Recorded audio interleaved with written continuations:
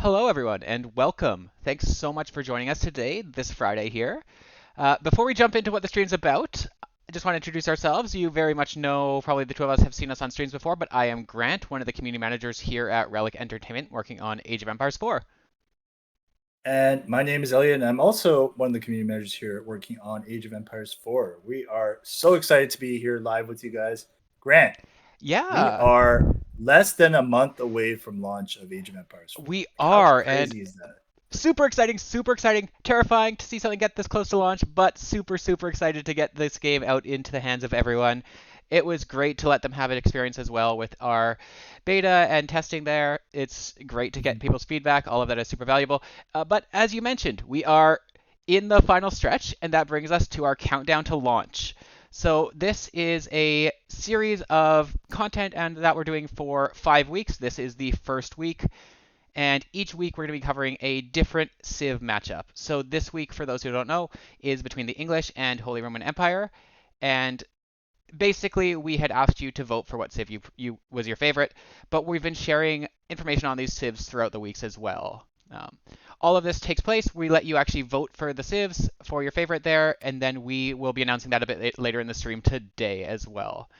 So kind of super exciting way to showcase some of the civs here in the game, showing them play off against each other and have a bit of a chat discussion. And then we're going to let you actually watch a show match between some of our team members who played a game and let you see those two civs basically take each other on one there.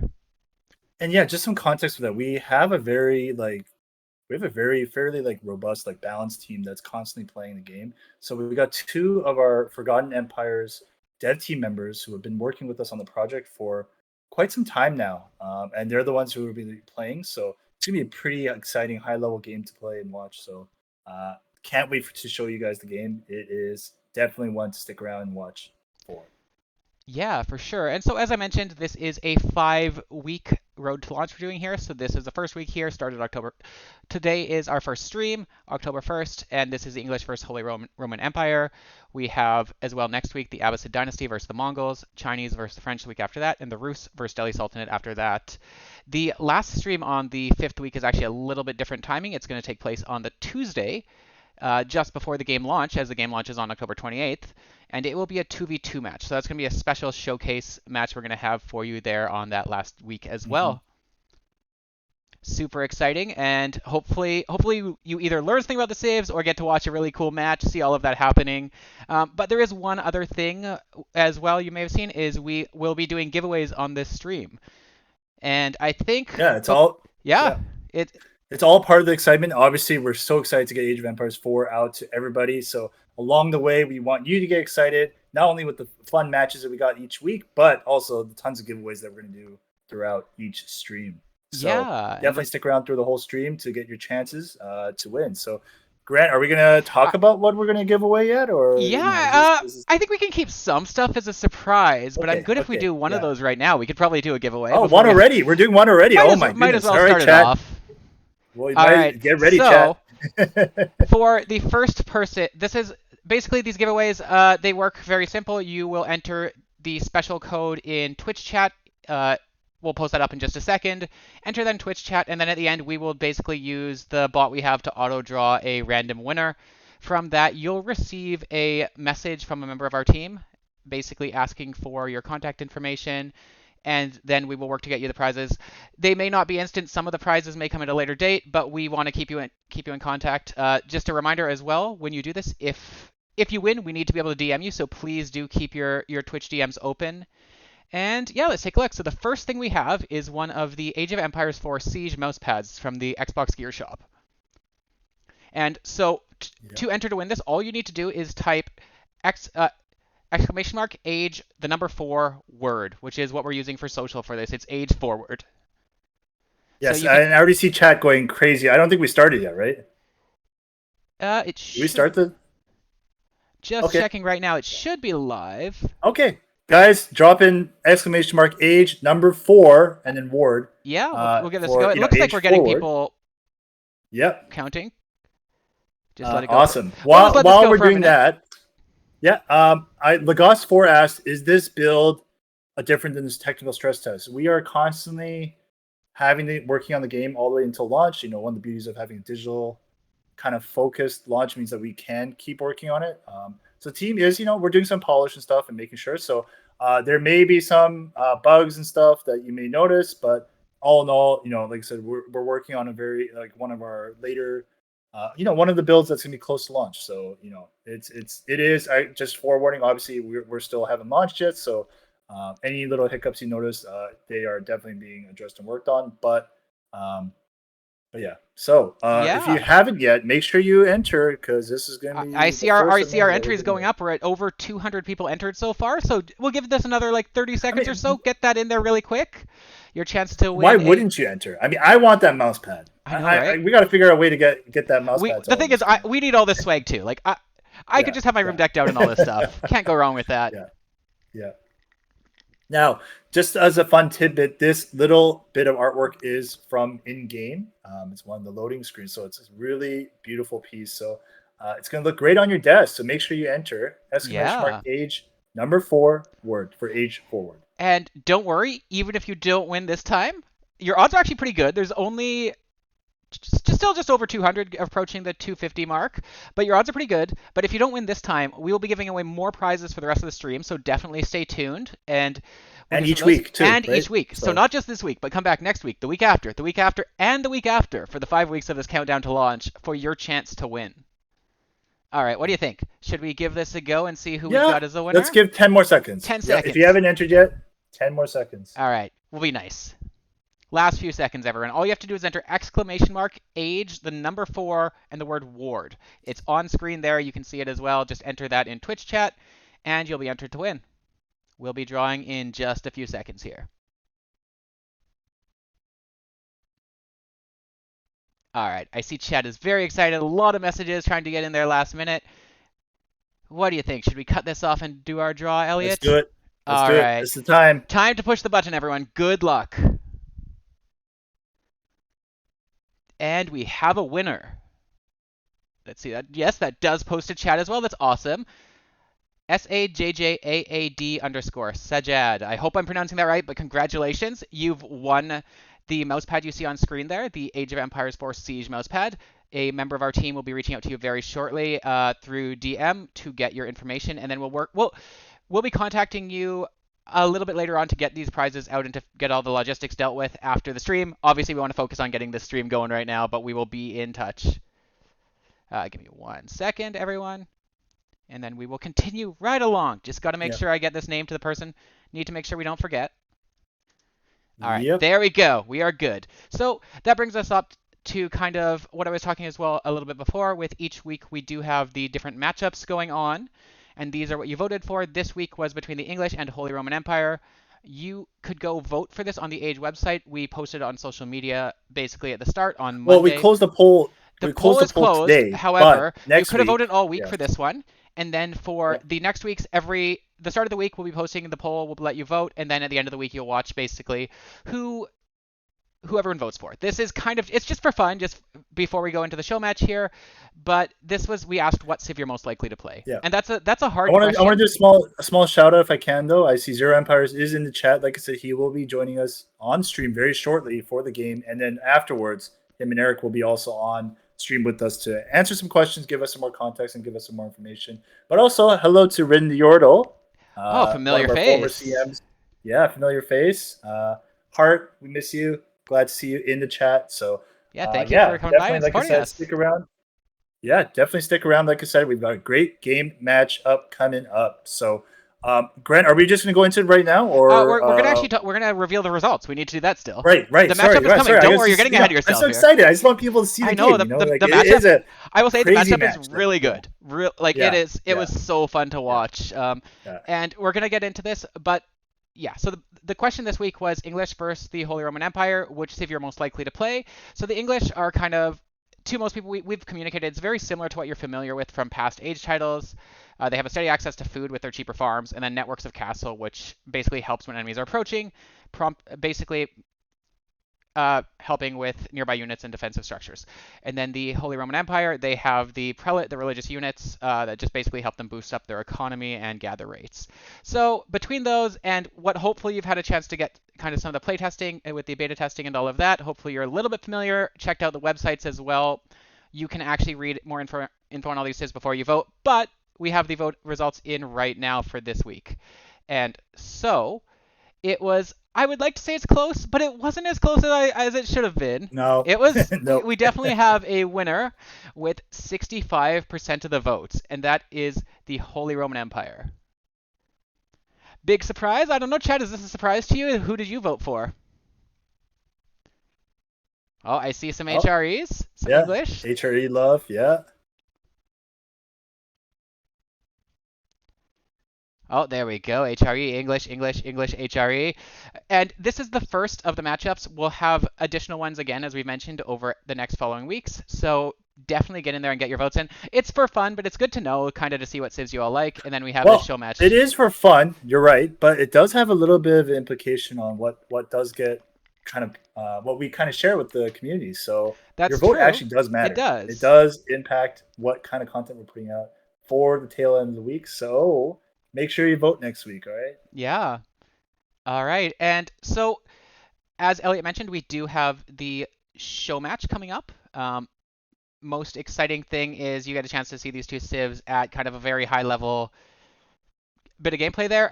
Before we hop into that, because it is a little bit of a longer show match, so that's going to run for quite a while. We'll let you, when we do play that, we'll just let it play in its entirety. We're going to be quiet, let you enjoy it. It is commented and narrated, so you can just enjoy that, and then we would be back after that. However, before we do that, Elliot, what do you think? Should we do a little bit more giveaways? Give some people some stuff? Yeah. I mean, I'm never gonna say no to a giveaway. And So I don't know. Do people want free stuff? Does chat? Do you want giveaways, or is that boring? Should we just go straight into the matchups? I don't know. All right, I see chat. Give me free stuff. Free stuff. All right, people. Oh, give me free oh. stuff. Paragon says What's no, up? no Wait, free there's- stuff. Yeah, one person says no Okay, free Paragon, stuff. It just if you stands win, out here. Paragon, if you Paragon win, RG. what's gonna happen? All right, so let me just get this reset and get the. So we actually are doing 3 separate prizes here for giveaways. This is, and we're gonna give them away in order. It'll be pretty straightforward, but we're going to give away a copy of Age of Empires DE, Age 2 DE, and 3 DE. So just going to reset eligibility right now for everyone. Give me 1 second, but you can go ahead and post the same thing in chat, the exclamation mark, Age 4, the number, and then Ward, W-A-R-D. And we'll give this a little bit of time, and then at the end, we will just draw 3 winners. So if you're entered here, you're entered for all 3. So we'll give you just a little bit of time. Just going to watch some of the entries come in a little bit slow, but there we go. Oh, there goes chat. Elliot, what do you think? Chat's a little spammy, huh?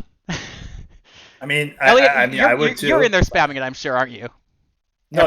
I've learned my lesson because here's some context. So like in the first like month or so of us streaming, like when we first started picking up streaming again back in 2017, wow, it's been a long time. But I was for fun, just put my name in there and I won. It was not very well received by not just only the mods, but I could also... see that. It's like, and the winner is myself. Thank you. Congratulations. Yeah, there was like rigged. So now I just don't put my name in there because just like the random chance, it was like 1 in like 1,500, and I still got it. Yeah. So, it always works out that way. It's kind of hilarious. But congratulations on your win. Hopefully we can give some more people some prizes here and let these. Oh, I didn't win though. I also that quickly got yanked away. Yeah, I would assume so. Give it away Just give it to someone else. And yeah. To people asking, capitalization, does capitalization does not matter. It does not. Okay. Everything is case insensitive. You can type age forward however you want, as long as it's in there, those letters and numbers in that order. And don't forget the exclamation mark. All right, we'll give this a second more before our first drawing, and then we'll just. You can keep, if you haven't yet, you can keep entering until we give all 3 prizes away, and then we'll be restarting before the next giveaway a little bit later in the show. Okay, so we'll keep an eye on chat as this is going forward. Someone did ask what GPU we're going to be using for this show match. It is on an RTX 2080 Ti. No surprise, we are dev studio, so we are using a dev machine that's got a nice GPU. So that is the answer. I can't remember who in chat asked that, but one of our mods did let us know. So is this going to be spam all stream? No, because like if you spam it later, it doesn't do anything. The age forward, so you have to do it. All right, yeah. You just have to enter it once, and you're entered. There's not confirmation, but as long as you enter it in that order, you are good, and you'll be in this massive list I have of people eligible. And it looks like a majority of people on the stream are eligible right now. Should we do that, Elliot, and give away our first one? So This will be for Age of Empires Definitive Edition. Yep. All right, here we go, everyone.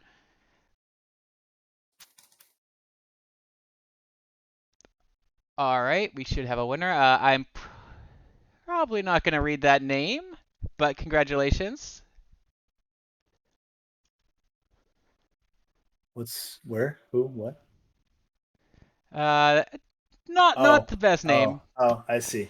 but Go congratulations. change. Go change your Twitch name, Yes, please. person. But a member of our team will reach out to you. But definitely in the future, please choose a little bit more We're appropriate not name. reading the name. Chronic Fantastic. See, that's a fine name to read. Okay. Yep. But Yeah. that is our first winner. Yeah. Okay. Oh, all right. Second winner. Yeah, we have another one. This is for Age of Empires 2 Definitive Edition. So these games, if you win these, will give you a bit of time. You can spend some time with them before Age of Empires 4. Now, second winner is Frenzied Mind. Frenzied_mind. Again, you will get a message from a member of our team very shortly. So have your DMs open, and then we will work to get you your prize in the next little bit of time here. But congratulations. And we have one more to give away before we hop into the show match. I don't know. Are you excited for the show match, everyone, or do you want? What do we want to do? Let's see. We got. Oh, there's more age forwards. Last chance. Last chance. Get your messages in, and we will give this away in just a second for Age of Empires 3 Definitive Edition. All right, you got 10 seconds, everyone in chat.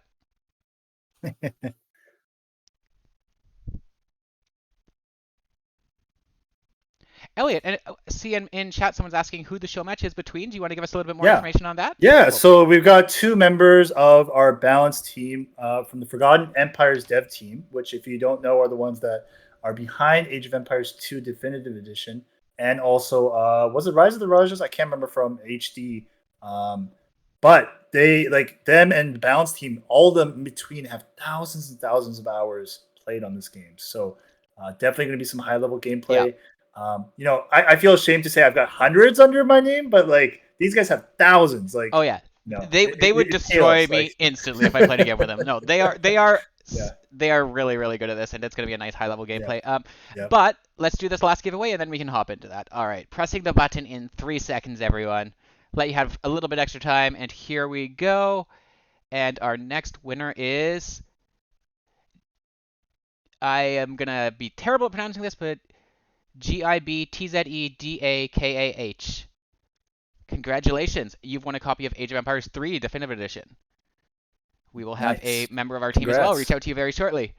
So that is our giveaway for the time being. But as we've mentioned, we're going to be doing these streams every week, and we have more giveaways at the rest of the stream. So if you keep watching, there'll be more giveaways later. But we are also doing these streams every week for 5 weeks, so there'll be 4 more of these.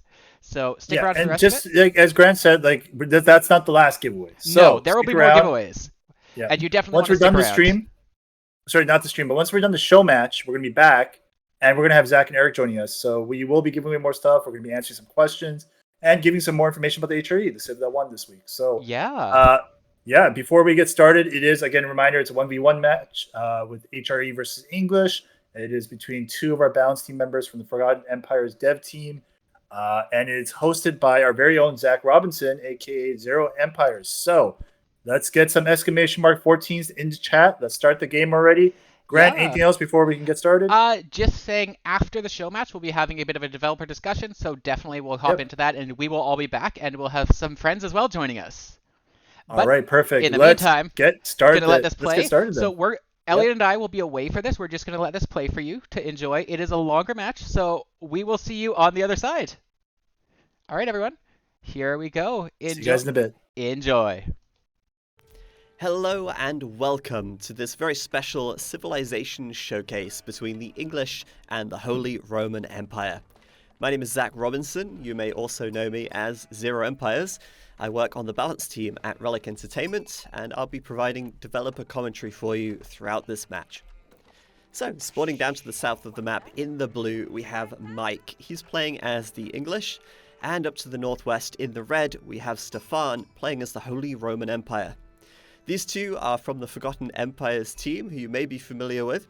They have played thousands of hours of Age of Empires 4 already, so I'm sure we'll have a great game in store for us here as these players show us what they're made of. The map for this one will be Lipany. This is quite an open map, which features a large number of stealth forests around. You can see there's a very large stealth forest in the center of the map here, a feature which is unique and new to Age of Empires 4, and one which we'll talk about a little bit later on. The map also has these little hillocks around and small cliffs, which make for some choke points which could be contested and navigated later on in the game. So, the English. The English are a defensive civilization. They also have a really strong economy, and they get to field the unique unit, the longbow, which they're very famous for. Now, the English have a couple of bonuses which help them with their defenses. One of the most early noticeable ones is the town center bonus, the defensive Byreg, which gives them more arrows on their town center and makes it very difficult to attack the English in the Dark Age or even in the early Feudal Age. In Age of Empires 4, town centers have very large line of sights, and they have very large ranges as well. So getting in here and doing damage to these villagers which are in the safety of this town center will certainly be a difficult task. We'll talk a lot more about the bonuses and what these civilizations are capable of as we go, but let's first of all think about, well, what are they aiming to do in the early game? What's their objective? Well, aside from building up their economy and adding more villagers to grow their empire, they're looking to get towards the feudal age. In Age of Empires 4, in order to advance through the ages, you build mighty landmarks, which give you sometimes immediate benefits and sometimes benefits for the rest of the game. These landmarks cost different amounts for each age, but for the feudal age, it costs 400 food and 200 gold to build your first landmark. And at each age, you have a choice between two landmarks, each of them giving you different bonuses, which can suit different playstyles, and also be more useful in certain situations, depending on how the game is playing out. So, with food and gold top of mind, we can see Mike sending a lot of villagers to gather the sheep underneath the town center, and also mine gold out here, just to the north of his town center. He's also going out to build a mill, and gather the deer a little bit further away from the safety of his town center, but with the added benefit of a faster gather rate than the sheep. On the other side of the map, we have Stefan playing as the Holy Roman Empire, and again, this is another defensive civilization. They also benefit from having the unique religious unit, the Prelate, and we already see that Stefan, coming straight out to the deer patch, has a Prelate waving his arms around and blessing those villagers. Blessed villagers will gather resources 40% faster, and so building a Prelate early is really key to having success with the Holy Roman Empire. But their defensive bonuses don't come from having a powerful town center, although the town center does empower the buildings around it. Any building that is built close to the Holy Roman Empire town center gets access to the emergency repairs ability, which enables them to heal up very quickly for a short period of time, and that could make the difference between saving your building or losing it, and even potentially turn the tide of a battle or the game. That said, both players now going up to the feudal age. Just at 4 minutes here, they're starting to build their first landmarks. So Mike, for the English, is going down with the Council Hall. He has the choice between the Council Hall or the Abbey of Kings. The Council Hall is a very powerful landmark because it allows him to build his unique unit, the longbow, at twice the speed of a regular archery range. This thing is essentially 2 archery ranges, and he's going to have that ready to go and pump out longbows as soon as he reaches the feudal age here. His other option, he's not built this game, but may build in future games, is the Abbey of Kings, which allows him to heal up units nearby. Stefan, on the other hand, he's going up with the Mindwerk Palace. This is a glorified blacksmith. It means that he can research technologies here at a 25% discount. And the blacksmith technologies can be really impactful in Age of Empires 4. Giving units extra armor and attack can really mean the difference between a win or a loss in these early engagements especially. So we expect Stefan to maybe have the upper hand in the tech here over the next few minutes of gameplay. But also, he could have built the Archon Chapel as his feudal age landmark, and that would have enabled a prelate to garrison inside and inspire a large area of his economy with just one prelate instead of having to build multiple. So both players in the feudal age now, we can see Stefan immediately adds a stable. So it looks like he wants to use the stable to make some early horsemen and potentially go and raid against Mike and maybe find some villagers which might be exposed out of the safety of the town center, such as these villagers on the deer right here. Mike, on the other hand, he's, as we said, gone up with the council hall, and he's adding in longbows already, and he's already sending them, rallying them across the map. The longbow is unique to the English, of course. It replaces the archer in the archery range. In this case, he's training it from the council hall, but it's a very, very powerful unit. It has additional range, it has additional attack damage. But that comes at a cost. The longbow is a little bit more expensive than the archer, and it's also a lot slower. So if the longbows get caught out of position and can't escape, then they're more likely to go down and get taken out if they're unable to get out safely. However, this early aggression is certainly enough to push Stefan off of his hunt. Although there's not a huge amount of hunt left, he'll be retreating those villagers away and bringing over a horseman. Now, if you're playing as the Holy Roman Empire, or any civilization for that matter, against the English, starting with horsemen is a great strategic decision. Now, longbows are really powerful, but they do have one crucial weakness, and that is light cavalry, or cavalry in general. The horseman has double damage against ranged units, and a couple of horsemen here will easily take care of those longbows and give Stefan the ability to potentially push out and send Mike away. And you can see he's already retreating back now, as those horsemen will very easily catch him and take him out if he were to get caught. That said, the horsemen are also great for raiding and being mobile. So Stefan is able to counter-attack now and maybe find some villagers in the wood line, or maybe even get a couple of straggling longbows and get some easy kills there as well. At home, Stefan adding in an outpost here, that will give him a lot of extra vision, but it will also give him a lot of extra defense against longbows. Since longbows don't have the ability to wield torches and they fire arrows instead, they're very ineffective at killing buildings, and so an early outpost is a great way to shut down a longbow rush and give you peace of mind when you send your army out away from the safety of your base. The English, they also have the ability to train the early man-at-arms, or the vanguard man-at-arms even, in the Dark Age. They have access to the man-at-arms earlier than any other civilization in the game, but in this game, the longbow seems to be the way to go, and Mike's supplementing his longbows with some spearmen here so that he can counter the horsemen in turn. So while the horsemen are great against the longbows with their double damage, the spearmen are great against cavalry with triple damage, plus 16 there against cavalry units on these hardened spearmen. The English longbow also has some special abilities. We already saw him deploy the palings earlier on, but unfortunately for Mike, they weren't too effective. The paling is an active ability on the longbow. It does take 5 seconds for the paling to deploy, but it makes them much more effective at fighting against cavalry, as cavalry that strike the palings are stunned for 2.5 seconds, and they take some bonus damage as well. So Stefan does have to watch out for the palings of Mike, and Mike will certainly want to get them deployed if he senses that a cavalry charge could be imminent. However, for now, Stefan taking advantage of these outposts here, not only do they give him great vision and forewarning that this army is on the edge of his base here, but it also gives him the ability to garrison inside and protect any villagers from this marauding army. Oh, and we've got some archers from Stefan as well. So this is a great composition for Stefan. He's got archers, which deal great damage against the spearmen, and he's got horsemen, which can deal very niftily with the longbows as well. So we'll see quite a little bit of back and forth posturing, micro, as these players try to get the most favorable engagement possible. However, back to the outpost here. In Age of Empires 4, any unit that garrisons inside of a building adds an arrow to that building's firepower. So an outpost by default isn't able to fire back, but as soon as you put 5 villagers in there, it gains the ability to shoot 5 arrows. And that could be any unit. It could be villagers, it could be archers, it could even be horsemen, giving them that ability to shoot out.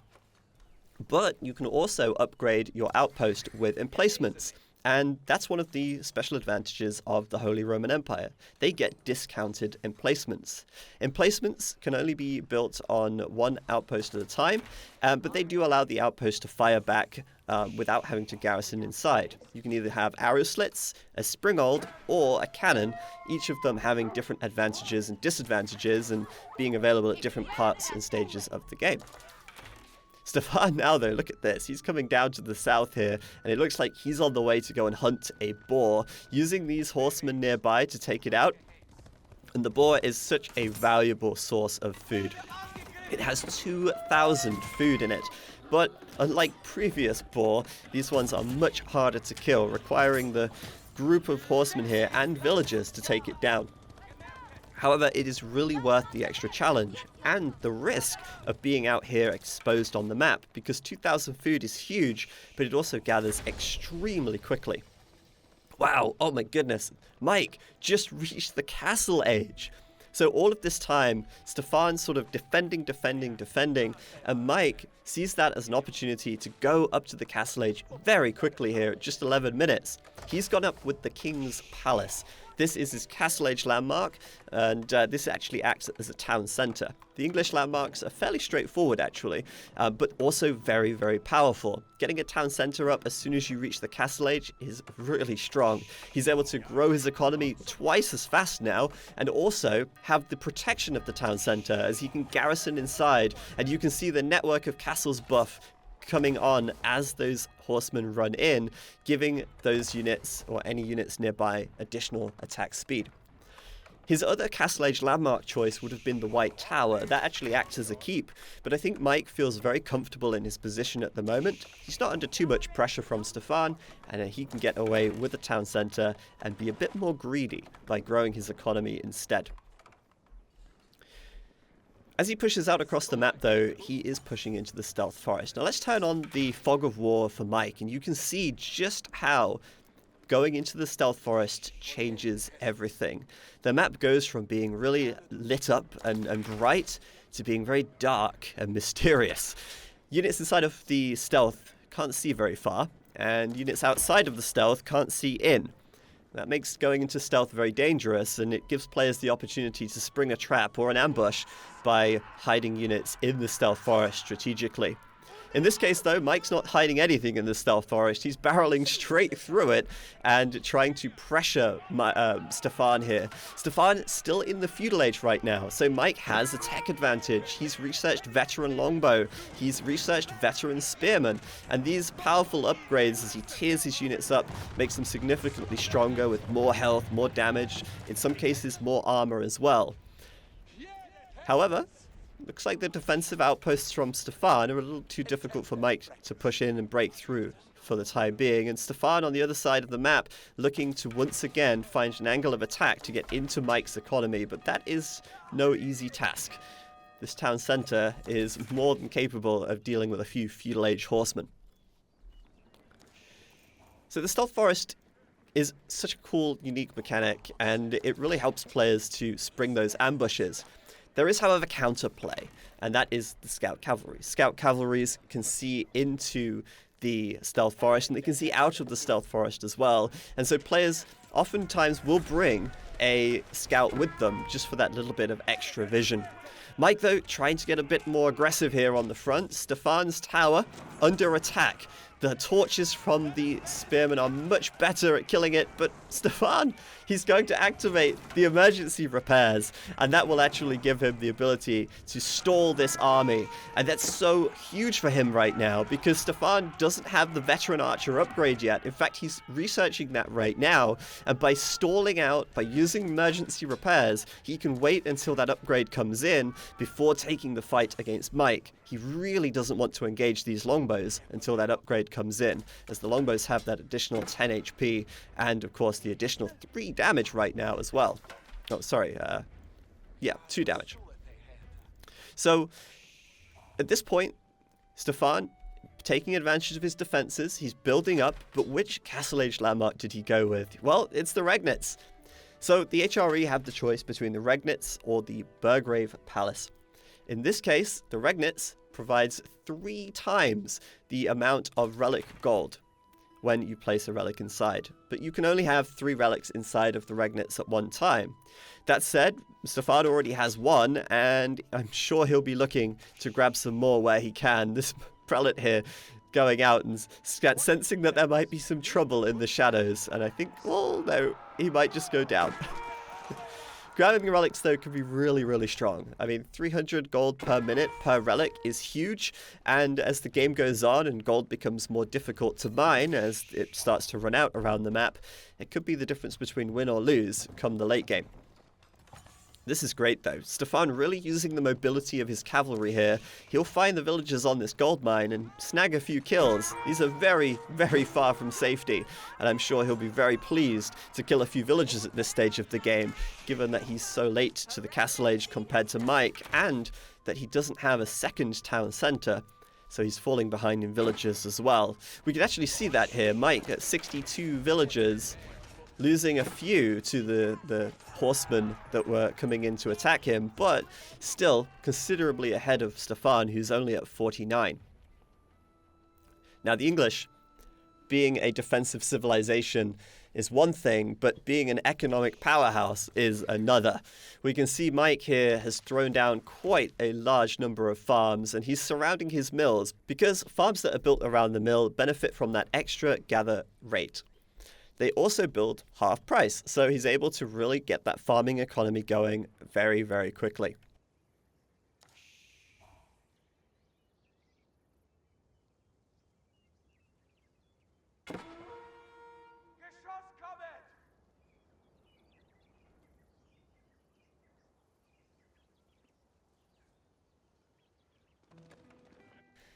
Mike now also taking a boar on the other side. It's kind of funny that Stefan took the boar on Mike's side of the map, and Mike's the one taking the boar on Stefan's side, but there you go. It's totally worth fighting for, and Mike is in a great position in the stealth forest right outside of Stefan's base.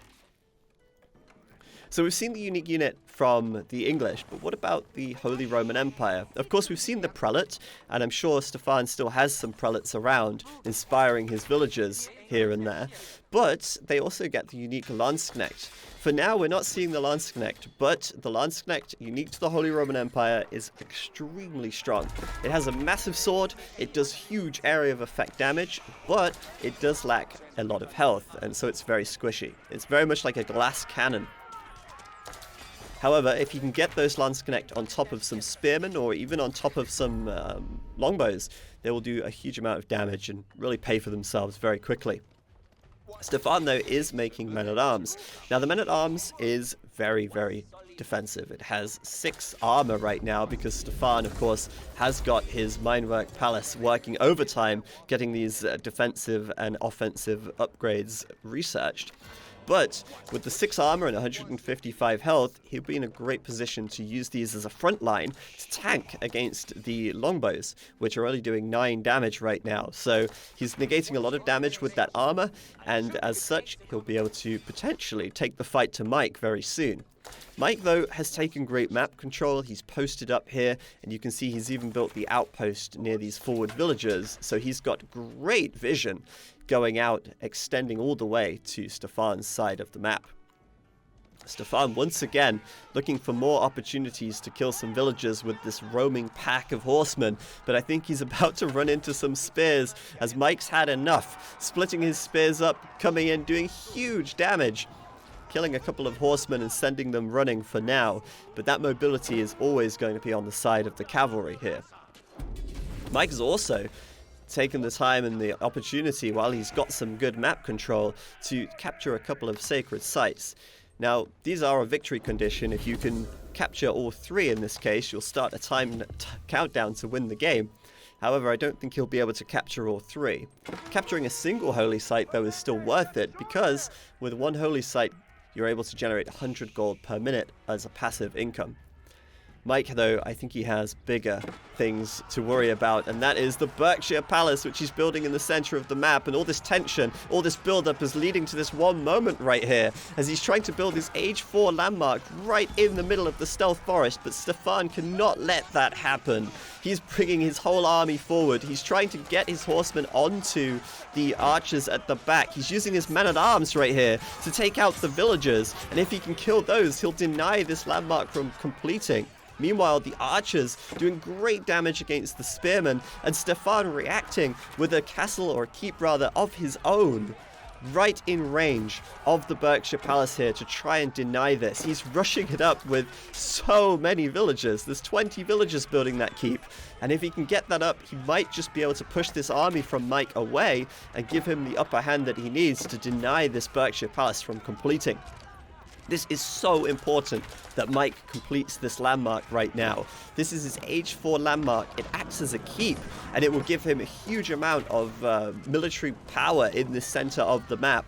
But more villagers are being pulled over to complete it. It's so close, and there's a monk in here with a relic as well.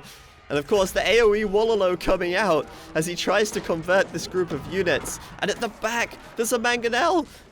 Oh my goodness, that mangonel got blown up by the villagers. Stefan having to pull the villagers there to take it out, but not before doing huge amounts of damage to this group of archers here. Wow, what a sudden explosive fight out of nowhere, as Mike really puts the stake in the ground with this Berkshire Palace. As I say though, he cannot afford to let this go down. The keep from Stefan is up, but coming from a distant land, the 18 villagers from Mike being brought to the front lines here has to finish the Berkshire Palace. And I think he will, with enough villagers coming in now to finish this thing off. And at about 95% completion, he'll put the last 5% on there and complete that structure, advancing him into the Imperial Age no less, and giving him a great position in the middle of the map. So, the Berkshire Palace, the Imperial Age landmark for the English, one of the Imperial Age landmarks for the English. He had the choice between this or the Wingard Palace. The Berkshire, that has 50% extra weapon range. It's huge, and that also applies to the Springald and the cannon, which he can put on here as well, giving him the ability to even kill siege weapons from afar. Now, for the time being, these two keeps are just going to be shooting at each other and probably taking a very long time to take each other out, as arrows aren't great at dealing with other buildings. But perhaps Mike will add the Springald and the cannon on here later on to deal that little bit of extra damage. That actually brings me to another unique bonus for the English. Their keeps are able to train units immediately upon construction. Other civs keeps don't have that ability. In fact, that is unique to the English, although certain civs do have different bonuses on their keeps as well. The Holy Roman Empire, they have the ability to garrison relics inside of their keeps and also their outposts, vastly increasing their defensive capabilities. So this is fantastic. Stefan also reaching the Imperial Age right now, and it's really important now to look at this villager count, because 49 villagers for Stefan against 75 for Mike is a very large villager deficit for the Holy Roman Empire player. That said, he just went up to the Imperial Age with the Palace of Swabia. This is a fantastic comeback landmark because it enables him to build villagers or train villagers 75% faster and 75% cheaper. And on top of that, the landmark even costs 20% less to construct, so he can even advance to the Imperial Age for a little bit less as well. This is a great opportunity for Stefan to catch up economically now, and at this point, Mike should probably be looking to push a little bit harder. What he really needs at this stage are some cannons, and I think he doesn't have any cannons on the way just yet, although he does have a siege workshop, so we should see some cannons on the field very soon. Cannons, though, are very expensive. Bombards for Mike, actually, with 400 wood cost and 600 gold cost, so it's not a small expense to get those out on the field. Look at this, though. Stefan, so cheeky, adding a line of houses to extend his town center's influence and enable him to use emergency repairs on his keep. That will actually give him a little bit more well, a little bit more stalling power to prevent Mike from taking this out and pushing into his exposed economy. Oh, and there it is for Stefan. He's actually added the Landsknecht in here. We can see them in all their glory with their big yellow socks and fluffy plumed hats. Oh man, this is one of my favorite units in the game. I just love it. I love how it looks. I love how it swings its huge sword around and does massive AoE damage. But like I said earlier, they are very difficult to keep alive with just 80 hit points. If you compare that to the man-at-arms standing to their left with 155 hit points and a lot more armor, you can see exactly what I mean when I say these guys are the ultimate glass cannons. Speaking of cannons though, Stefan has added a couple of bombards into the mix, and no doubt he'll be looking for an opportunity to use those against this Berkshire Palace. He needs to take this out because this is what's really stopping him from breaking through and going into Mike's base without the worry that Mike can just come in and backstab him as soon as he does. Mike also starting to wall up now as well. We've got the stone walls coming up on the right side and a lot of palisades coming up on the south and west side of his base. So that's a great opportunity to talk about the difference between palisades and stone walls. In Age of Empires 4, palisade walls are pretty much as you would expect. They are wooden walls, but they're pretty weak. They can be attacked by anything, and they don't really stand up much to late-game gunpowder, to say the least. But they can also be taken down by a small group of units with torches.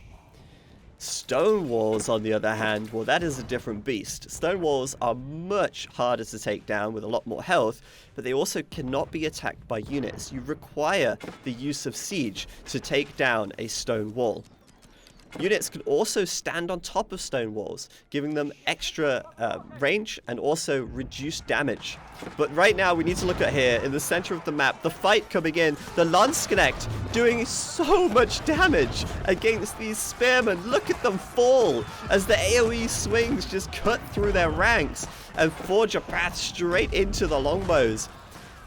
Wow, Stefan though, so thankful, I'm sure, to have the Burgrave Palace. Look at the range on this thing. It's repelling the bombards and the archers of Stefan there as his front line crumbles. Mike right now in a great position. He's got so many more units on the field. He's got the bombards out now as well, taking, well, he's already destroyed this keep and looking to take out the one to the north as well. It looks to me like Mike is in a fantastic position to push this advantage and take Stefan out of this game. Stefan, after taking some heavy losses in that engagement, he's fallen back. He's now adding in a couple of Culverins, and this might just allow him to hold on, actually. The Culverin is an extremely effective anti-siege unit.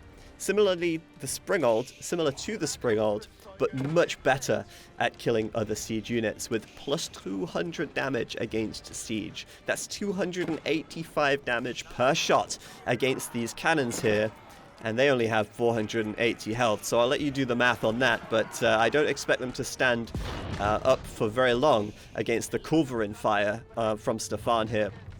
So Stefan really entrenching himself now, building another defensive keep, and hopefully relying on these Culverins to give him the defensive firepower he needs to hold off this very large army from Mike. It's funny as well, in the south of the map, Stefan here really putting these villagers to work. He first of all took the boar, then he took a mine, I think it was a stone mine, and now he's chopping wood. So these villagers have been surprisingly safe considering how close they are to enemy territory and how undefended they are as well. Sometimes you can be quite safe when your opponent doesn't expect you to be somewhere, and well, there you are. So Mike now deciding that a frontal attack is probably a little risky. He's going to come round to the side and, well, with the outpost giving Stefan enough vision, he's pulling those villagers away quickly because there's only one way that could end, and that's a lot of dead villagers and prelates as Mike decides that this is now his hill and potentially his gold as well. Without access to this gold, and with these gold mines being a little bit too exposed, Stefan actually has no gold income right now. Only 2 villagers on gold. Fortunately, he's got still a large amount of gold income because of the Regnits. This is really saving him at this point, and I'm sure if Stefan hadn't grabbed those relics, he'd be really hurting for gold, and also unable to build these culverins, which, as you can see, just got a huge shot onto the bombard, and actually for Mike, attacking from this angle might not be so effective. We've got a lot of siege right here, including mangonels, which will be very effective at dealing with longbows and spearmen. That said, we did see the spread formation being utilized here by the longbows, giving them a bit more space between them and making them more effective at dodging the damage from the mangonels as it comes in. In Age of Empires 4, we also have the wedge formation and the line formation. Wedge formation is great for cavalry charges, and line formation can also be pretty useful if you're looking to defend from a cavalry charge and you want to get your spearmen in position to get a quick, fast surround. So, Stefan, he's holding, and he's just about holding as well. These culverins have really saved his skin for now, and he's probably pretty pleased that Mike's army has retreated for the time being. Well, at least half of his army has retreated for the time being. He's going back to the safety of his Berkshire Palace for now, while he potentially looks for another angle. And meanwhile, the longbows are looping around this top side, looking for some more villager kills, but now completely undefended. So Stefan sees this. He's got a lot of mangonels. He's got a pretty small army, but you know what? Mangonels against longbows? That's not a great combination. Ouch. Oh my goodness.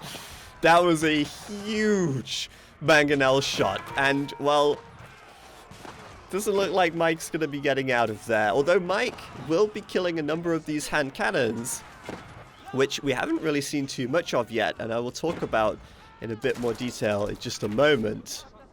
Just wanted to see if he was pushing in with the spears in the front as well. But wow, what a great mangonel shot.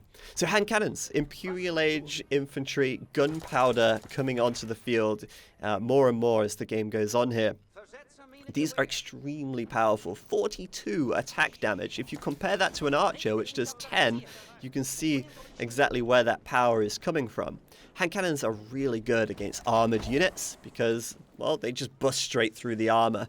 Who cares if you've got 6 armor? The hand cannon has 42 gunpowder damage, and that's enough to tear through anything. Unfortunately for Stefan, he's not really tearing through anything at the moment because he's still trying to rally his forces together and look for an opportune moment to strike, which could be coming very soon. He's at 200 out of 200 population. There's the breakdown, 126 villagers and 58 military, and he's got a couple of bombards ready and raring to go. He's looking for a way in. He really wants to take this Berkshire Palace out, and if he can, he might just open the gate into Mike's economy. It's time for Stefan to try and turn this game around. He's had enough of sitting on the back foot. He's reboomed, he's caught up economically. Now it's time to go, go, go! Mangonels! Oof. So much damage. Mike, probably very pleased that he went back when he did right there, because had he gone forward anymore, I think he would have lost that entire group of units. We've got full upgrades here as well. We've got elite longbowmen. We've got, I believe, elite spearmen, and a bit of a man-at-arms switch for the English player too, as, oh, Stefan, no! Not the culverins! I think he must have misclicked there, because that was painful. Culverins are not cheap. You cannot afford to lose the siege at this stage of the game.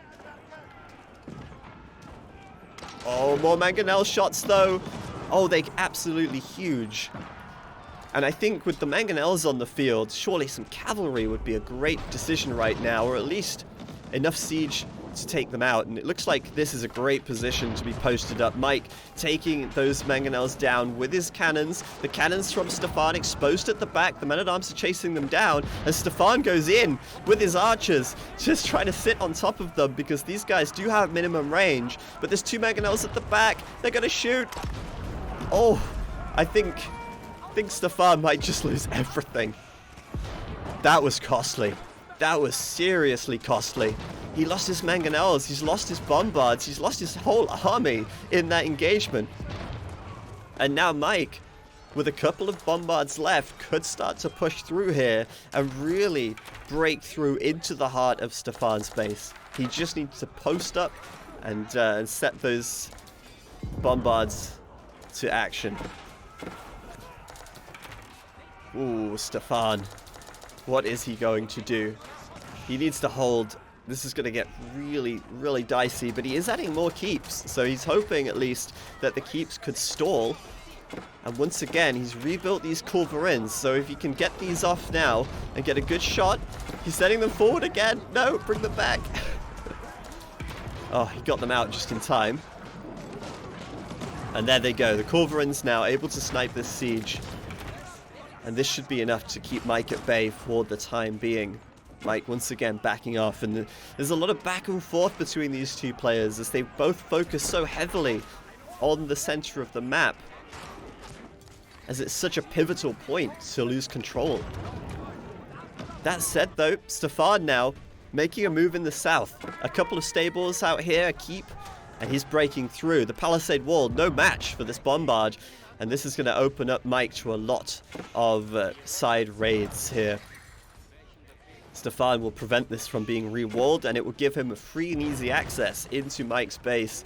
And with elite horsemen coming in, Mike might just need to do something to hold off from those attacks. This is a great opportunity, though, to talk about trade, as I'm seeing that Mike is starting to trade here. And even though this is a 1 versus 1 in Age of Empires 4, trade posts spawn around the map. These allow you to trade with these neutral settlements with your own market and give you the opportunity to continue to generate gold long after the gold mines have been mined out, even in a 1v1 match.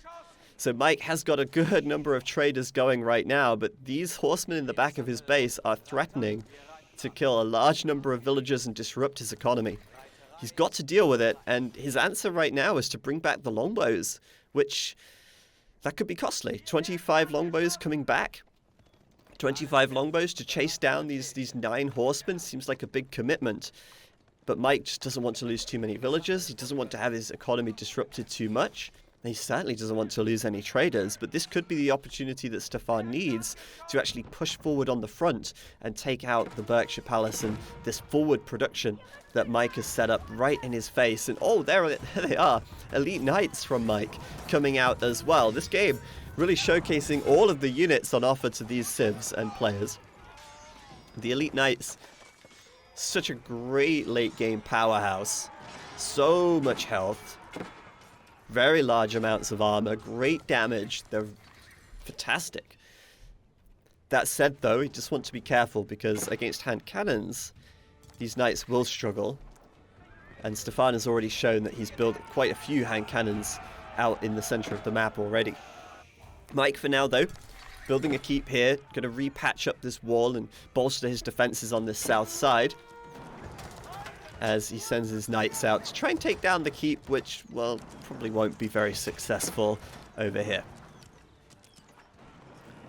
This might just be what Stefan needs, though. The distraction from that attack in the south is enabling him to really bring his bombards forward, and I think they're about to target the Berkshire Palace. They are. Indeed they are. The Berkshire Palace now coming under heavy fire and very likely to be going down soon. Now, one thing we haven't really discussed at too much length are the unique techs that these civilizations get. Now, every civ in Age 4 has quite a lot of unique technologies available to them.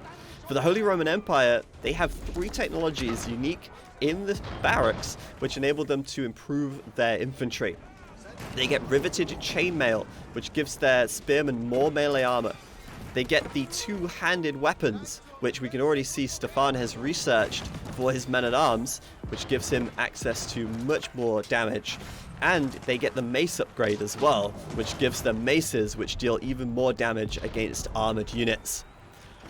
For now though, Stefan relying on the good old hand cannons to blast their way through these knights, and indeed they will blast, because those knights are getting absolutely shredded by this gunpowder here.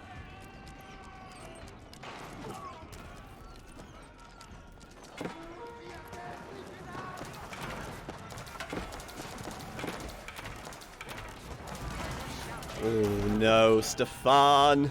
He's losing his culverins again. His bombards are in retreat, but not before losing or taking heavy losses. And things now are starting to get quite messy. Up in the north, Stefan building more stables. He's looking to punch through here as his raids do continue, killing a couple of traders out here in the trade line for Mike. In the south, he's still looking to get through, but the defensive keep will keep him at bay for now. And Stefan maybe just stabilizing a little bit, but Mike, he can strike back using some of these knights to get into his economy and try and take out some villagers on these farms. Now both players have a university as well, and the university is where in Age of Empires 4 you can research some extremely powerful late game technologies. Now it looks like here that Stefan has gone for elite infantry tactics, elite army tactics, and that gives his infantry more attack damage and health, really bolstering the strength of those HRE infantry units. At the moment though, it looks like he's mostly focused on the hand cannons and the archers, and having a real hard time with this very large group of units pushing in from Mike. More knights and longbows coming forward here. On the top side, the raid's still continuing on, and the back and forth over control of the center has really started to boil over. Mike now adding some trebuchets as well, probably looking to range these keeps and buildings from much further away. Now while the cannon, the bombards and the cannons are much stronger at taking down buildings, they have much more damage, the trebuchet has the advantage of increased range. And look at these guys go. Absolutely laying waste to this keep, which is currently under emergency repairs, but may just have enough. He may just have enough firepower to take it out, and I think that keep will crumble. Down it goes. Absolute destruction by Mike there, and there's still place for the trebuchet, even in the age of the cannon, as he comes in here to try and bombard those cannons from above. Cannons, though, going down here to the elite man-at-arms. And Stefan once again struggling to push against these masses of English longbows and elite men-at-arms. But once again, Stefan thinks, you know what? Let's change angles, let's change tact. In the north, he's captured the holy site. He's building up a small group of horsemen outside this wall. In the south, he's still trying to keep the pressure on. But in his wood line in the middle of the map, he is losing villagers left, right, and center, as these elite men-at-arms lay waste to what economy he had. Wow, that is brutal. Stefan losing so many villagers, but he's going to be so grateful now that he went with the Palace of Swabia. He's able to replenish them so quickly, and he'll continue to do so, I'm sure, as more villagers go down over the course of the game. Mike pushing in once again, though. More men-at-arms coming forward, the knights as well, the longbows in support. He just needs to make sure to deal with these mangonels before they land some big shots onto the longbowmen. Just like that. You've got to be ever so careful, as those mangonels are so effective at grouped masses of units, especially units with low health like the longbow. Stefan really relying on the siege here to give him that defense that he needs to hold this off. And those mangonels are doing so much work at keeping Mike at bay. Mike, though, is relentless. Absolutely relentless. His elite knights, now with 324 health, he did research bloodlines at the university, giving his cavalry 20% more hit points. He also has the incendiary arrow. He's had that for a while now, but incendiary arrow does give his longbows 20% more damage as well. He's really just fully upgraded at this point. And whoa, look at the Landsknecht. Look at that damage. Oh, he's cleaving his way through these longbows, having the time of his life. And that's exactly when the Lance Connect is so powerful. When he can get right on top of those units and go unnoticed. That's why we call him the Land Shark in our internal tests. Wow, Stefan here doing such a great job of holding on. The question to me is who is going to break first?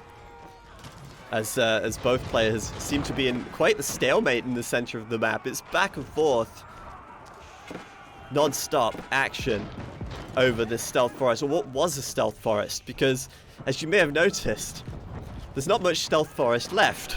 Even though the stealth forest is such a blocker in the early game, you can build over it, you can chop it down. And so now that the game has progressed to the late game and it's been built over, it really doesn't offer much stealth anymore. And there's no hiding what is in the fog for Mike and Stefan. Wow, Stefan is in again in the south though. He is really not giving up here. He's added more cannons, more bombards, and he's busted his way through once again. As soon as Mike lets off the pressure in the south, and as soon as he focuses his attention to the center of the map, Stefan is right back there again. And this time doing even more damage as he's taking down these traders and also the defensive structures that were keeping those traders safe.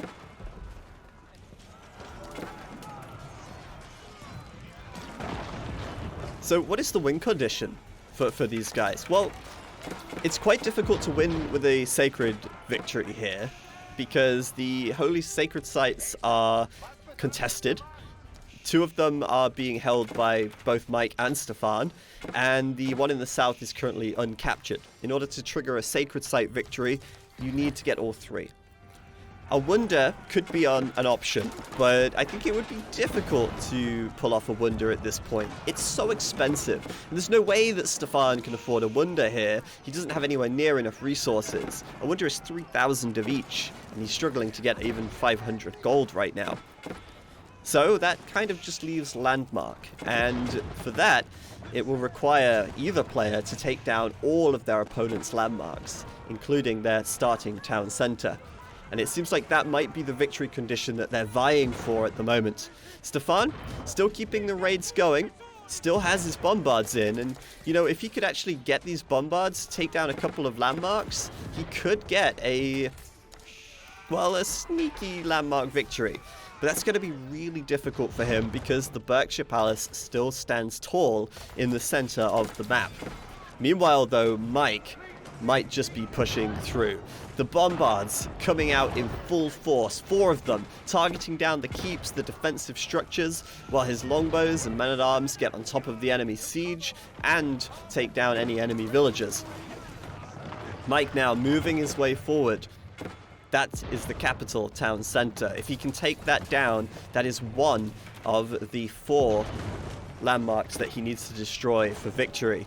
Stefan, can he hold on? It's going to be really difficult now. It looks like Mike has made great headway into the front of his base. He's cracked open those defenses, the keeps. There's nothing left but rubble. And all that Stefan can do is keep building up and try to position these culverins to take out the cannons, which he will do once again. The culverins, so effective here at preventing Mike from getting in. Mike trying to take down the town center, but the emergency repairs are active. The culverins are dealing with the cannons and the bombards so very well. But even they might get taken down by the knights at the back here, as once again we have another engagement on the front. Couple of Lance Connect in there doing great damage, but there's just so many longbows behind this. It looks like Mike may just have the critical mass. Stefan right now down to 180 pop. Still very much in it from a population standpoint, but can he replenish his army fast enough? Can he get them together? I think Mike has just given up on defending the raids. He's not too bothered about that anymore. He's going for the W. He's going for the win. The landmark is down. The town center is dead. He's moving his way on. The Mindwerk Palace, the Regnitz. If he can kill the Regnitz, that would be huge. That's 900 gold per minute that he would be denying from Stefan if he takes out the Regnitz here. This trebuchet's at the back as well, giving him that extra protection from any culverins that might pop out, and it's almost certain that this Regnitz Cathedral will be going down. Stefan looks like he's on the ropes. He's once again trying to come in at the top, and oh, I love this. You can see the villagers from Mike standing on the walls here, and they get this extra bonus defense. They take 66% less damage, and their range is increased, so these villagers may actually be able to defend the wall quite effectively. But I'm worried for Stefan now. The cannons set up right in his face. The Minework Palace crumbling. The Regnitz is gone. The town center is gone. And all that is left is the Palace of Swabia. If Mike can take that down, then he surely wins the game. Stefan's last hope is really this culverin now, but that just got taken out as well. And with that, unless he can take out these final cannons, I think that Stefan will be on the ropes and will be calling GG here in just a moment, as the Palace of Swabia comes under fire. And Mike seals the victory for himself. GG. Whoa, wow, what an exciting game. So much action. We got to see so much that these civs have to offer. But for now, thank you very much for watching, and we'll see you next time.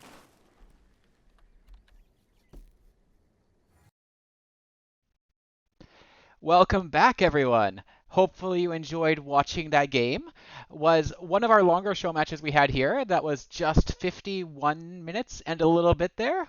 Was definitely some intense moments. Obviously, see, I'm here, Elliot's back, but we're also joined by two other guests from the Relic side, Zak Robinson, who many of you know, as well as Eric Robel. So the two of you, feel free to introduce yourselves a little bit. Might as well say hi, get yourself out there. Hello, as you probably can tell, I'm Zak. I was just casting the game that you just watched right there. Remember that? Good job. Yeah, good job. That was an epic amount of casting you did, by the way, to do that whole thing yourself for a really long match and like keep up the, awesome enthusiasm and just explain everything really well. I wasn't sure I was going to make it today. I thought the throat would be a bit sore, but we're here. Yeah, thank you so much. It turned out absolutely amazing. It was such a fun match to watch. Like seeing that, it just kept going, and it was great. Yeah, it was super scrappy, really action packed. And should we introduce ourselves, I guess, real quick? So yeah, go for it. Zak, he works on the team with me doing balance. He does an amazing job, and we're really happy to have all his talents, as well as his great speaking and presenting, because he was actually initially hired to, do the awesome community stuff that he does. And I saw how good he was at playing the game, and I was like, oh, we got to get Zak on the balance team. Yeah, you wanted to steal him. Team. Yeah. To be fair, I'm totally happy, Zak. You're doing amazing over there. So definitely a good step over there. Also, yeah, to those who don't know Zak, I'm sure most of you know him, but know him as ZeroEmpires as well. Yeah, thanks for the kind words, Eric. And since you did my introduction, I'll do yours. Eric is the balance lead. He's the one who is rallying us all and keeping us all in check. He's also doing great work. Making sure that we've got our priorities in line and making sure that we have the best and most balanced game possible for launch. Yeah. Awesome. So we're going to hop in and chat a little about the game in just a second. But before we do, I'm going to bring this up just so everyone's aware. We're going to do one more giveaway. And this giveaway is going to run for a longer period of time. So you will have until the end of this discussion. We will draw a winner at the end of this match discussion here. So today, Elliot, we've got something nice for them, right? We have very, very nice, the Age of Empires companion book. Wait, hold on. Guys, don't drop in the contesting yet. Not yet. Let us talk about it first. Yes,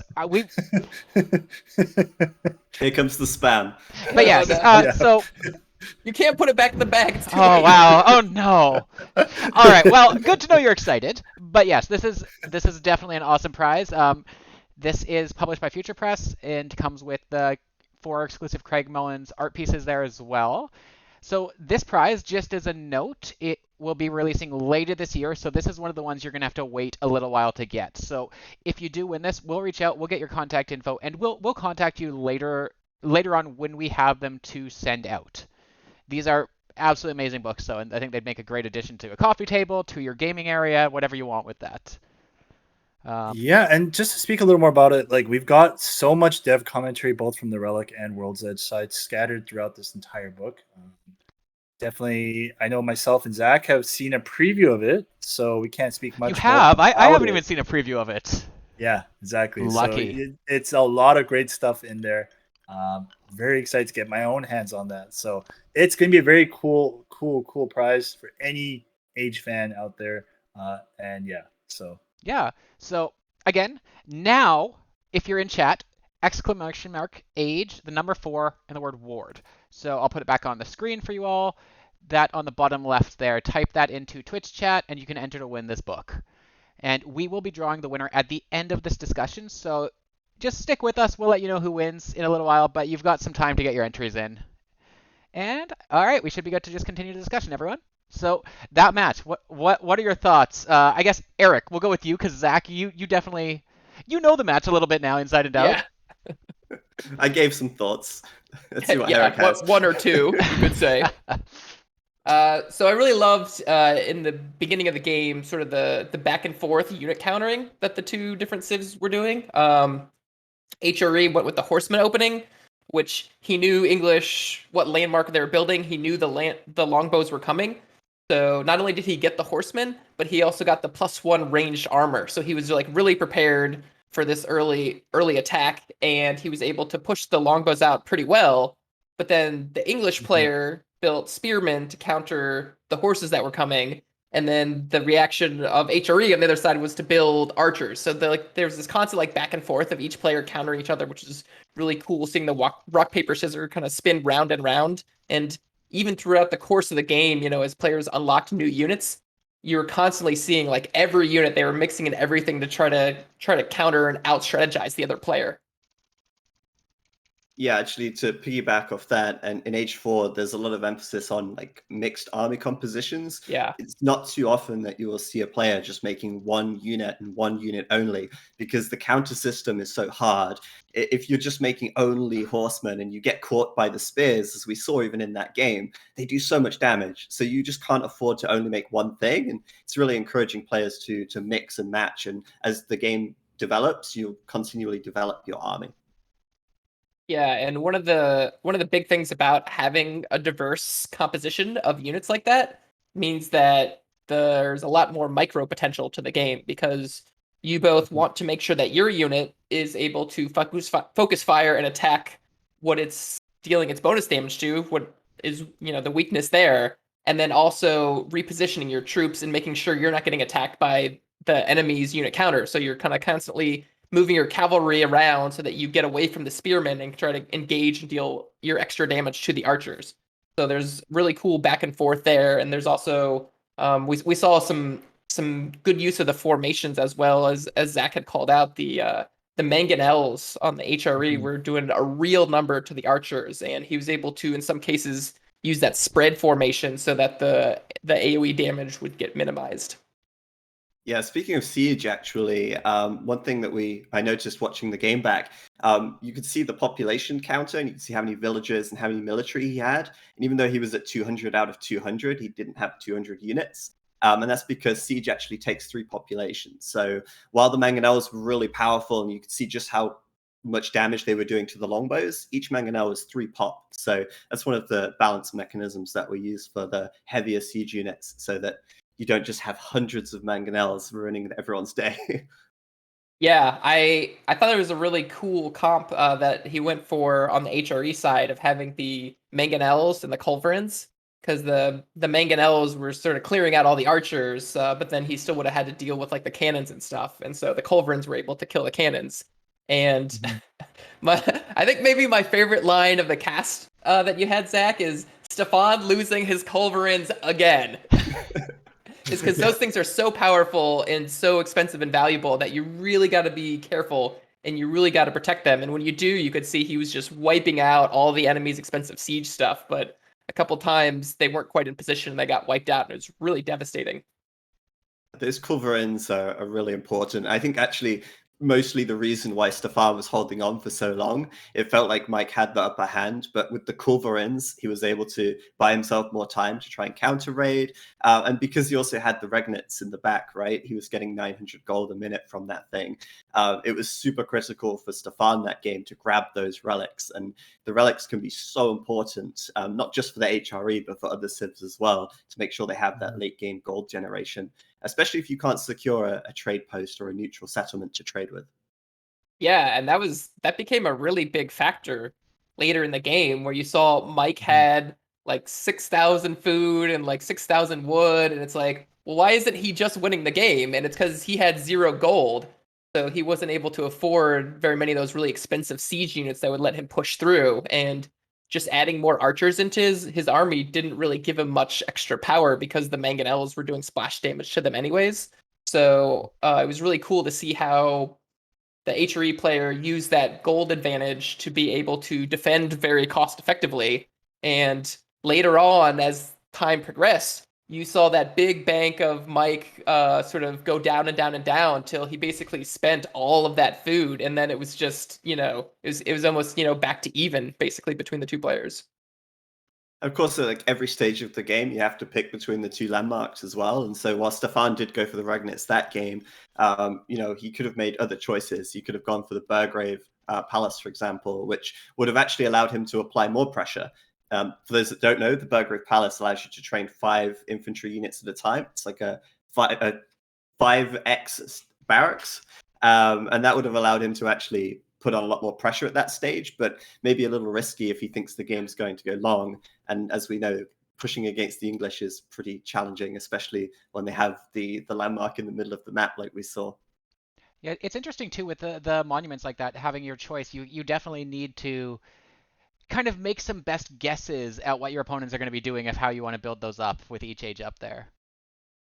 Yeah, Totally. it's somewhat like, what is your opponent doing, and also like, what do I want to do? And you kind of have to balance those two things against each other, whether you're playing reactively or taking the lead and leading the game yourself.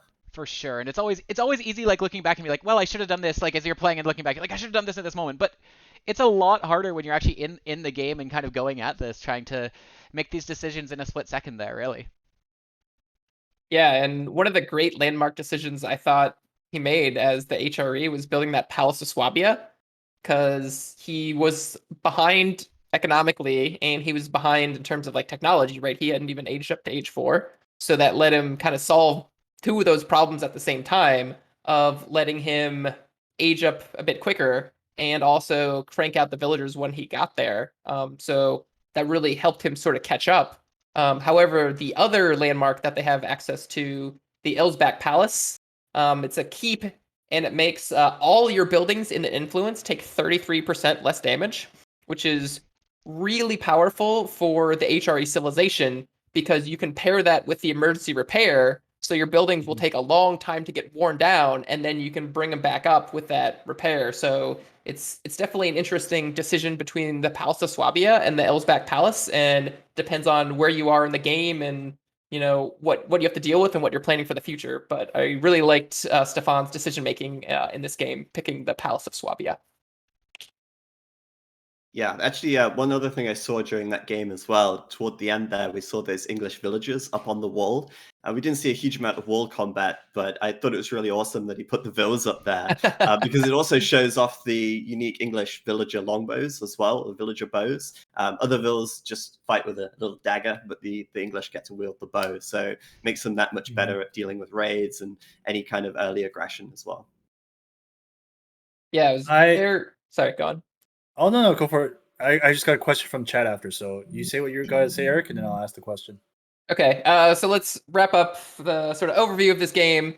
Yeah, it seemed like Stefan was behind economically for the first part of the game, and so he kind of had to hang back and defend, and he got his Swabia landmark up, up. He caught up on economy, and then he was able to start being aggressive. And he built basically like mini bases on both sides of the map, and he was like attacking and constantly fighting in 3 different angles. So I really liked how he tried to spread out the opponent's attention so that the opponent would have to defend in multiple locations, and he was able to get a lot of kills from that. And overall, there were some really good trades back and forth from both players. And I would say the thing that probably won it for Mike was that really big push through the middle. He decided to just give up on dealing with the raids and just focus his whole army right up the middle. And his whole army together, he had a lot of firepower, and he killed off all the units very efficiently. And then there wasn't enough time to rebuild a defense for the HRE player. So super awesome game, very exciting for both players. Love watching it. It was a lot of fun.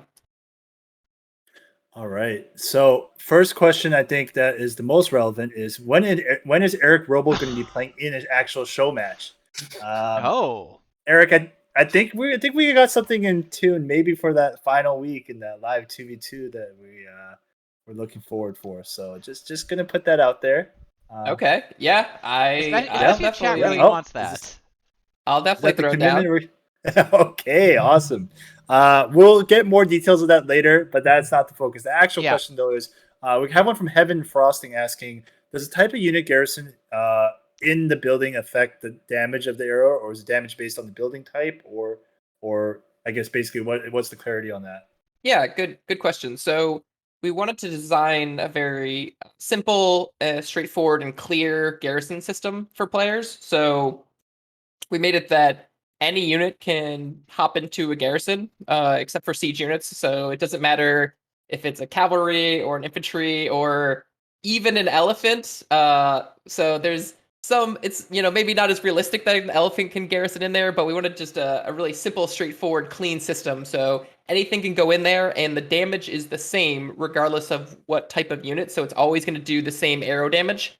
And each unit you have adds an extra arrow. So if you put 10 guys in there, it doesn't matter if they're villagers or 10 elephants, you're always going to get 10 arrows fired from that building. Perfect. And then I had another question coming from Bonwa, Red Panda, and I'm just not going to bother trying to read usernames here, but a couple asking about custom maps and mod support. That has all been answered by Adam Eisgreen, who's one of the creative directors for the franchise. Coming in 2022, after the game launches, the dev team will be working to get that up and robust and available for people to, for us to look forward to seeing what the community can create. So, yeah. Another question is for the two of you. Do farms ever expire in H4? Someone's asking. No, they don't. Once you've built the farm, it will replenish over time, and as long as your villager doesn't die, they'll keep working it for eternity. And which is a big change from previous age titles, right? Yeah, like in Age 2, you would have to replenish. In Age 3, you would build a mill and it would be infinite as well. So it's a little different to the Age 2 system. And then someone's asking, can wood run out? Yes, wood will run out on maps. That's for sure happens. Oh yeah. Yep. And it always happens at the worst moment. I mean, that's part of. I think that's what and we could talk a little bit about the map design of it all. But like part of the reason why we, you don't have infinite resources by your base is that the game is encouraging you to expand and take risks with how you expand, right? Like, do you have any advice or tips on that for people to transition from their original primary base to the secondary, tertiary locations or outside their base? I mean, definitely building keeps and stone walls is a great way to do it. The stone walls in particular are not even attackable with torches. So, your infantry and your cavalry and stuff, they can't even attack the stone walls. You have to build siege units to get in there. So if you build a stone wall, you're going to have some warning before the enemy comes and kills you. So that gives you plenty of time to, evacuate your villagers or bring your army into position to be able to deal with a threat. So stone walls are great for defending. They're pretty expensive. So it's hard to sort of like cut off a huge section of the map, but it also can be very valuable to do that. So there's kind of some interesting back and forth strategy with that. And then of course, just building general defenses like keeps can garrison a bunch of units. So, if you have your villagers on a gold mine, you put a keep there, they can garrison when they get attacked, and then jump out and go back to mining whenever the threat has gone. Yeah, and if you're on a map Perfect. with a lot of stealth forest, it can be good to get outposts up early because they can see through the stealth as well. So that will sort of light up the map a little bit more and give you more of a heads up if someone's coming your way. Gotcha. Okay, thank you. A few more questions here on this end. Is there a high ground advantage in Age 4? Yeah, so if you have the height advantage, you don't get any damage or range bonus, but you do get a vision bonus. So there's a vision penalty if you're looking uphill, and there's a vision bonus if you're looking downhill. But that's kind of capped based on your actual vision. So you can't extend your vision infinitely if you're on the top of a cliff, but you will get a little bonus. And we have iterated on that system over time. This is sort of like the endpoint that we got to. And we had more bonuses for being higher ground at different points in the project. But the way the random map generation happens, sometimes you might have a much bigger hill on your base, or the enemy base might be, downhill for you. So balance-wise, with the super random maps that we have, made it so that players could sometimes feel like they're at a pretty big disadvantage depending on how the hills spawned. Whereas like, oh my gosh, if the enemy has, a whole bunch of bonus damage or bonus range on this hill, there's going to be really hard for me to push out on him. So we wanted there to be some strategy and positioning to it. And we actually see really cool things in our games where players will build watchtowers on a tall section of the map because it extends how far the watchtower can see. And then the enemy doesn't know you're up there, and they don't know that you can see their movements. So that provides you a really big strategic advantage. So it's been a really interesting getting to the point that we're at right now with it. All right. I have a question for both of you, Zach and Eric, and this one might take a little bit of thinking. It's less about the game, but it is still a little bit. What is the hardest part of your work on the balance team? This is from, and I'm going to pronounce this wrong, but Hercule Perro, hopefully, but that's their question. So what's the hardest part of your work on the balance team for the two of you? You want to go first, Zach, or should I? Sure, I can go. I think for me, like the hardest part is trying to make sure that every civ can stay as asymmetric as possible so that you can have these really wildly different bonuses. One of the things that you'll notice from this game is the Holy Roman Empire, the prelates give them 40% more gather rate on their villages. And that's huge. And the difficulty comes from keeping it huge while also not making them too overpowered.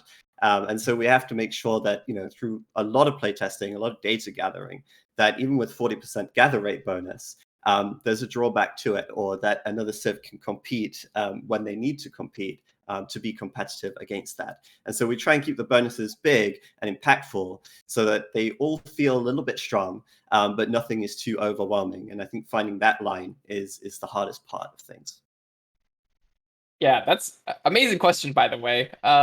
Great I question. would say having 8 asymmetric civilizations is a really big task, because each time you add more, it increases the number of matchups by a large amount. So like if you just had, like 3 civilizations, that would just be like, a few unique things. But when you have 8, it's like, well, this civ can play these other civs, this civ can play these other civs. So we end up having, I think it's like 28 or so unique matchups. So that's, time-wise, it takes a lot to check each civ against each civ. And, if so in general, that's a lot. It really helps, though, that we have this core unit roster. So we know that, each civ can build these 6 core units in terms of infantry and cavalry. So we make sure that, those base units are balanced against each other. And then when we look at like the economies of each of these 8 civs, we balance the economies to be about the same power level, but the civs sort of express or gain access to that economic benefit in different ways. So like you saw in this game, like the English have the farming, the HRE have the prelates, so that's how they're giving their economy. Whereas other civs might, do it by like hunting, for example. So the balance point we came up with is equal economies for all civs, and they just have different cool, unique ways of getting that powerful economic bonus. Awesome, thank you. And I know there's so many questions coming in from chat here, and we are going to keep tabs on that for future streams. But we are nearing the end of our stream here, so wanted to ask a final question over to Zach and Eric here. And this, this can be a little cheeky in some sense, but Right, I love curious it. to know who is the best HRE player on the Balance team. That is a little cheeky, you're right? Because I would assume like each of you guys have your own like personal preference of a favorite civ. Like me personally, I love playing the Delhi Sultan, right? So I'm wondering who is the undisputed king of playing with the HRE. And so does this count just the balance designers or also the balance playtesters? No, I'm talking about the whole Balance team, not just the designers. FE as well? Well, yeah, hard to say. I mean, the FE team are really closely matched. Yeah. I think probably, maybe Stefan or Mark being up there as the best HRE player. I don't want to name I'm one. getting a couple messages from Vividly Playing and Aussie Drongo saying Mark from FE. Yeah, I'm seeing some Mark in chat for sure. Yeah, it's hard to say who's the best though, because like everyone is constantly like making their game better and evolving new strategies, and one player seems like they're the best one week, but then the next week it seems like it's someone else. So it's just really cool to see the competition and the passion of the team and how it drives everyone to be better and better every week. Yeah. No, for sure. I just, I know this is going to be a cheeky, slightly controversial question anyway, so thanks for answering. a nice way to wind down the question period. But yeah, we've got a lot of questions from chat noted down. We're going to take a look at them. We unfortunately don't have time to answer everything today, or this stream would go much, much longer. We do hope you really did enjoy getting to watch that show match, finding out the polls. However, we do have our giveaway that we can wrap up. For the art book, companion book, the companion book. So I'll give everyone the last maybe 30 seconds. Again, exclamation mark.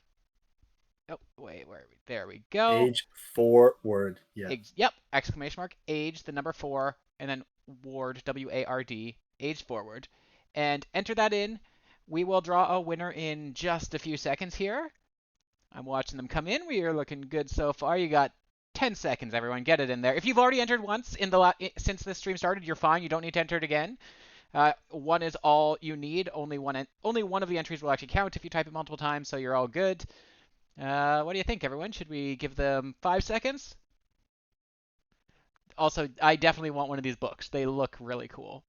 Yeah, can we hype up the books a little bit more? Cause I know what's in there, and it's kind of crazy awesome. Like the effort and cool things packed into this book. Like it's not just an art book, That's true. Definitely, you can go over to the Future Press website. We've posted about it on the Age of Empires website as well. You can definitely take a look into a little bit more of what's in the books for those on stream here. You can go take a look. We don't want to give too much secret information, so whatever's on that site is kind of safe, but you can go take a look at what's there. The books will be coming out later this year, so whoever does win this, we will keep your contact information when a member of our team reaches out to you, and we will contact you again as soon as we have them to get it shipped out to you. All right, that said, I think this is a good spot to cut off the entries, so let's give this a roll. Good luck, everyone. Let's see, who do we have as our winner? All right, we have a winner, Jordian. Congratulations. Woo! You have won this companion art book here for the Age of Empires companion book by Future Press. Super, super exciting. And you are going to be one of the first people to have this, very likely, as these come out at the end of the year. So very, very exciting. I may have to take a look at your book before we send it off, because I am so curious about these things too. They look really cool. All right. So All right. congratulations. We will have someone from chat reach out to you. If you don't, turn on DM so we can reach you, and that's probably good for that. That said, That being said, I know someone saying that they joined at the wrong point. This is week 1 of 5. correct. Make sure to join us next week. We're going to be doing more giveaways, more epic show matches, more. No, sorry, I'm joking. Less Town Bell, but but more balanced team, Oh man, more Town Bell. more showcasting. Yeah. But Eric, Zach, thank you so much for joining us. Yeah, and Been a great. pleasure. Thanks for having us, guys. I feel And like there's hang on a just second. one more thing we're doing. A little bit Yeah? more, just as a reminder, everyone. So Age of Empires 4 launches October 28th. You can pre-order it now, and you get the Dawn of the Duke expansion for Age 2 DE as well included. It's on Steam, the Microsoft Store, or it's also included in Xbox Game Pass for PC. That mentioned, I think. Do you guys want to do one more giveaway? Yeah, One let's do one more. more. Let's Oh, hook one someone more. Give us We're another doing one. one more. All right. Whoa. So We want free stuff. how generous should we be? I'm feeling pretty nice. Oh, wow. Very generous Okay. today. All right. Let's Wow. All right, so let me reset the stream chat here for the giveaway first. You're gonna have to enter this again. This is going to be a shorter one, but don't worry, no spamming just yet. You won't count. Just Okay, when they just thought a it was 500 second. each over, copies. there's Thanks. more. That's not what we're giving away. No. So this prize, speaking of Game Pass, is a 1 year of Game Pass. So again, if you Oh. win, a member of our team will reach out to you. We'll get your contact information. Can I we'll win? get you Can I enter? Age. a year of Game Pass is I great. want Like, this. I would love That's that. pretty sweet. So again, in chat, this is the time! Exclamation mark, age, the number 4, WARD, Ward, age forward. And we will be drawing a winner very shortly. We're just going to let this go for a few seconds here. Just to remind, as Grant's saying, this is coming out to Xbox Game Pass on day 1, which is why we're Correct. giving away the 1-year pass to this. That Yeah, said- and then like I said, you can pre-order now. Get excited. We're excited. Yeah, and We again, are if you pre-order 27 it, days away. you do get the Dawn of the Dukes for Age of Empires 2 Yep. Definitive Edition as a bonus. So it's there on Steam, it's on the Microsoft Store, as well as the Xbox Game Pass on day 1 there. All right, let's see. Give you So 10 seconds. we can more, enter everyone. too, right, Grant? Oh, I Right? wish. I would love a year of Right. Game Pass. Sign me up. All right.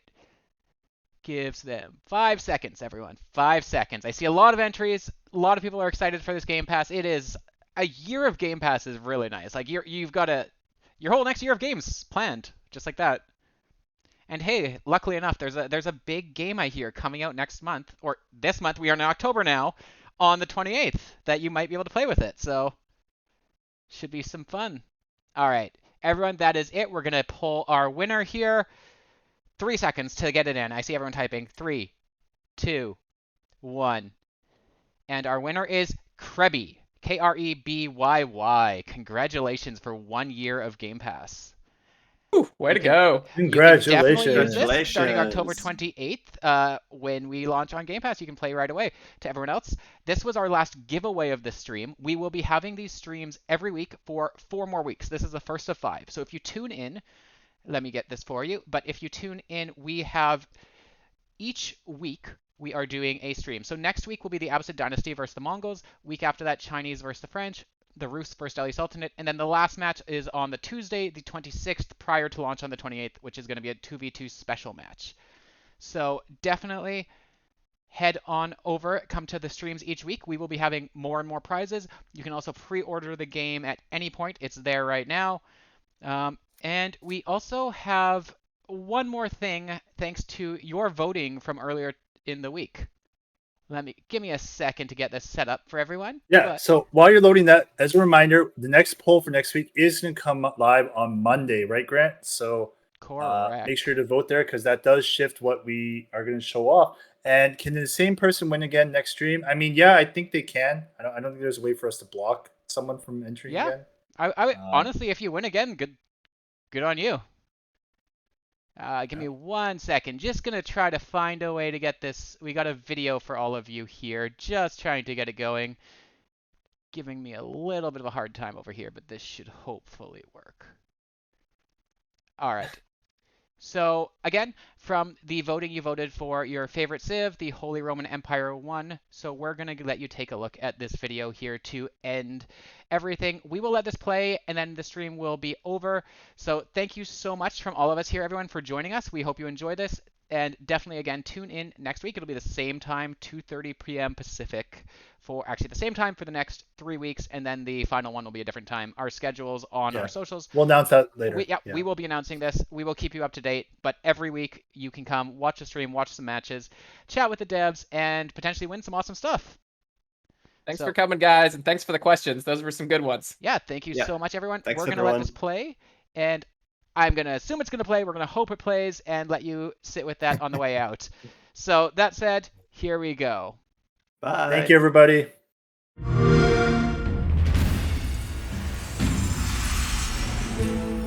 The Holy Roman Empire specializes in rugged infantry and unique religious units in Age of Empires 4. This makes them a formidable...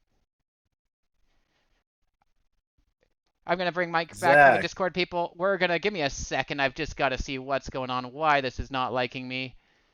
I like how dark it looks in Zach's apartment. It looks like he's like plotting something. I think we got to get you a light there, Zach. He's figuring out a way that he's going to win the matchup that is going to happen next week. Yeah. Right? Wait, what? I don't know. I didn't sign up for that. Okay. Someone did earlier say, like, is this scripted? No, these are like actually played games between our balance team. Yeah, that's a good point. Actually, that was a live game. Well, it wasn't a live game; it was a recorded game, but it was live commentary, and the game itself was played just throughout the week. So while we're getting ready for the next stream next week, our FE balance team are already going to be playing some Abbasid and Mongols and getting the next game ready. Yeah.